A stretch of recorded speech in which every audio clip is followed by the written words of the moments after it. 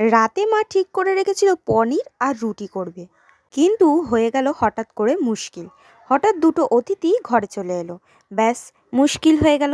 মাকে জিজ্ঞেস করলাম, মা পনির তো একদম অল্প, এবার কি রান্না হবে? আর ঘরে কিছু ছিলও না। মা বলল, তুই দেখ না কি করি। আমিও দেখতে থাকলাম, মায়ের রান্নাটাও রেকর্ড করলাম আর মা কি করে সেটাও দেখলাম। মশলার পেস্টটা নিয়ে ভাজা ক্যাপসিকাম আর পেঁয়াজের মধ্যে দিয়ে ভালো করে নাড়াচাড়া করে সিদ্ধ হতে জল দিয়ে রেখে দিল। তারপর দেখলাম একটা সাইডে মা সোয়াবিন সিদ্ধ দিয়ে দিয়েছে। সোয়াবিনটাকে ডিম মশলা দিয়ে ভালো করে ভেজে নিল। আমি ভাবলাম, তবে এই ছিল বুদ্ধি, পনির দিয়ে সোয়াবিন, না জানি বাবা কেরাম খেতে হবে।